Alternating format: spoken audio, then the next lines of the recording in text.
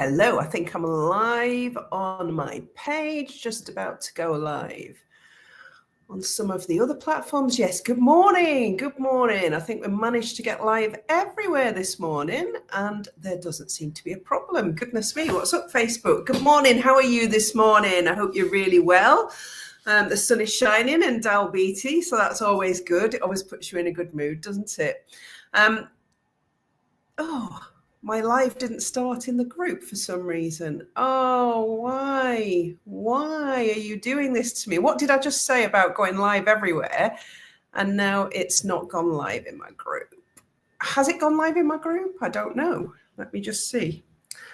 Every week, the start of my live is me trying to figure out the tech issues that happen as soon as you press the go live button. Honestly, yeah, that looks like it's not live in my group. So I'm really sorry, guys, in Creative Genius Corner, if you're watching me somewhere else. For some unknown reason, that just has not gone live in the group. So we're going to try again. I don't know whether I've got the time to try again with this now because I'll have to set the whole thing up again.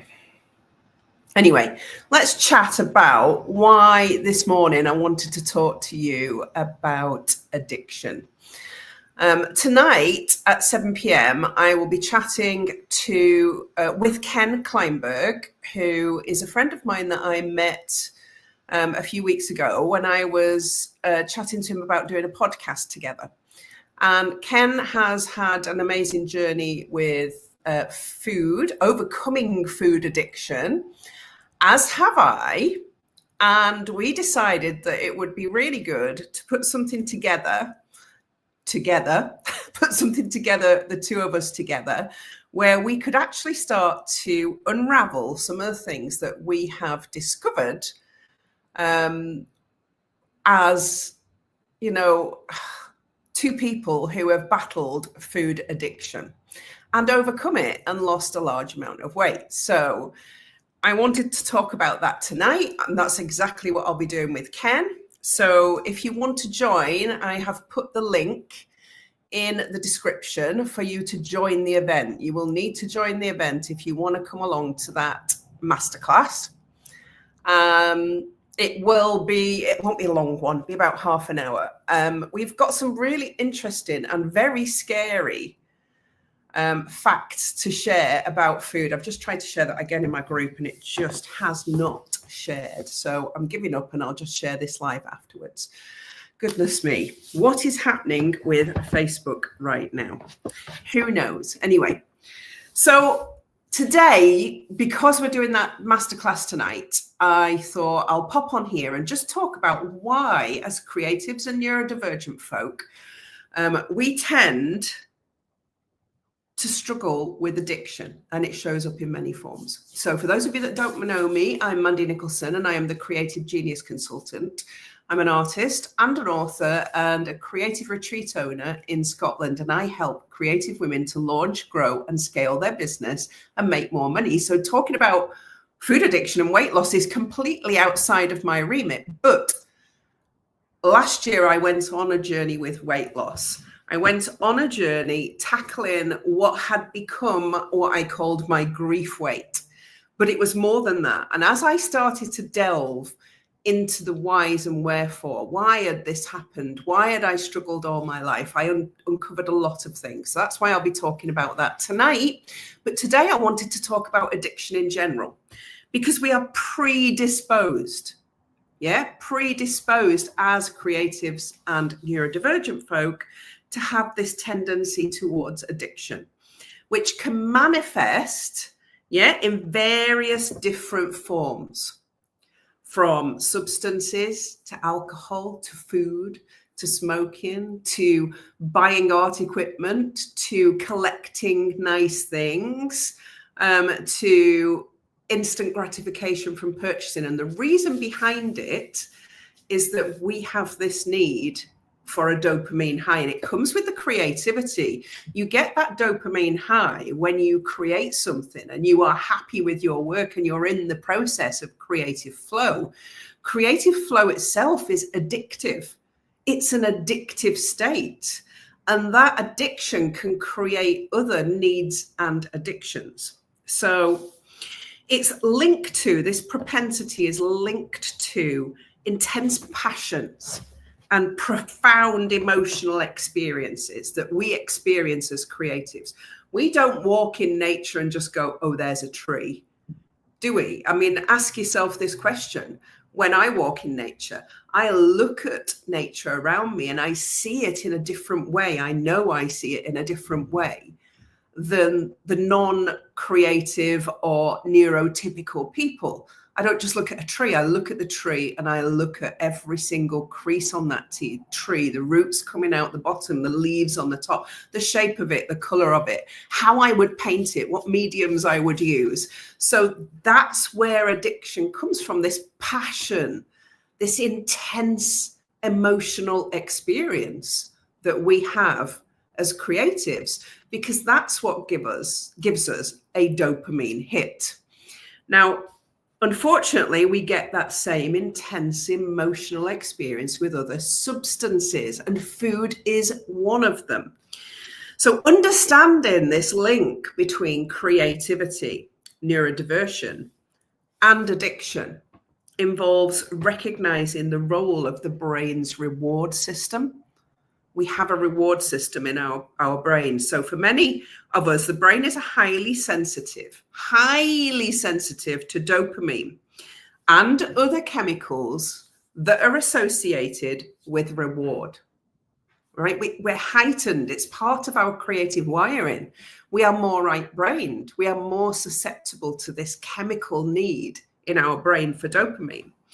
And this sensitivity can lead to a constant search for activities, projects, and other addictive behaviors that give us the dopamine boost. Do you find yourself as a creative? Ask yourself this question. Do you find yourself as a creative?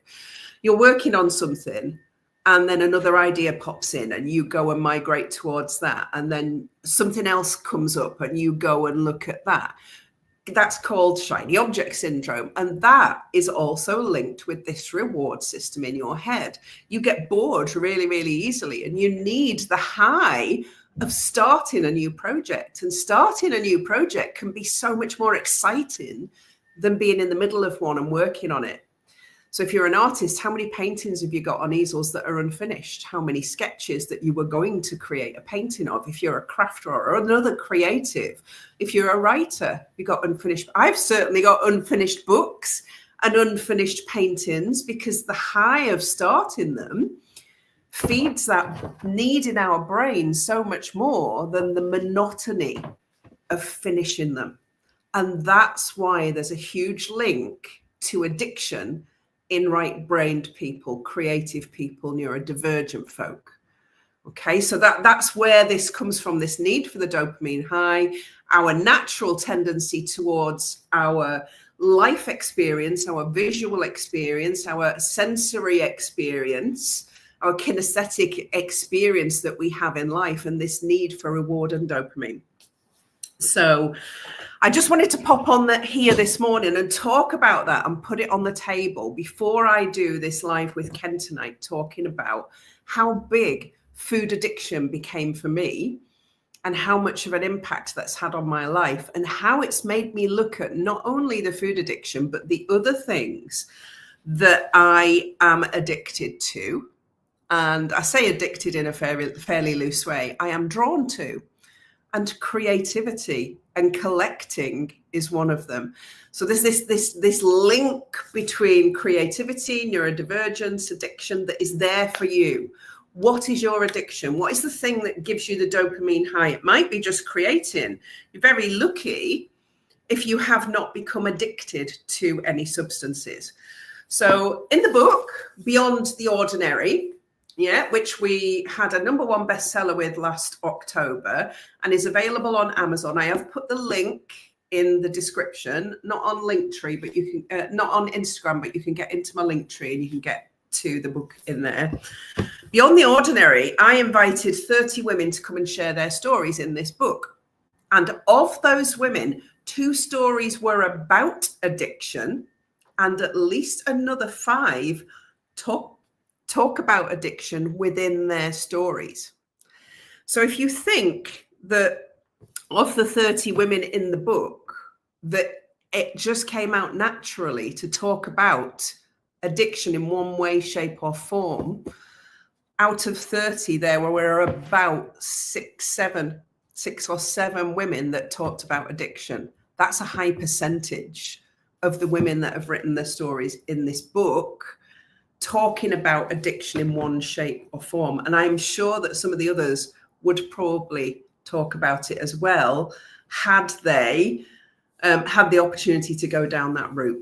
I'm not saying that we're all addicted. Absolutely not. It's this dopamine fix that we need. So I wanted to put that into your heads so that you can give yourself a bit of forgiveness and permission to be you, because it's actually hardwired into you. It's not something that you can help. It's not something you should be ashamed of or feel sorry for. It is something that is hardwired into you. And I had to do this last year, and I'm going to talk about this a lot tonight, a lot of forgiveness of myself for my food addiction and the result of my food addiction, which was being overweight. To date, since I started, which was last August, in fact, it was the start of the year that I really started. I started and failed and started and failed. I have lost 6 stone, still got some to lose, but I am, for the first time in my life, aware of and more in control of that addiction. So join me tonight with Ken. If you want to listen to Beyond the Ordinary on the podcast, I've also put the link for that in the description, and you can get the link from Instagram through my Linktree to get the podcast and the book. Come over to Facebook business page tonight. The link is there. Join us in this live event if you want to find out the ins and outs of why you can't help being addicted if you have a food addiction. So thank you very much for listening to me today. I will see you all tonight at 7 with Ken. I look forward to sharing my story. I look forward to seeing you there. Bye for now.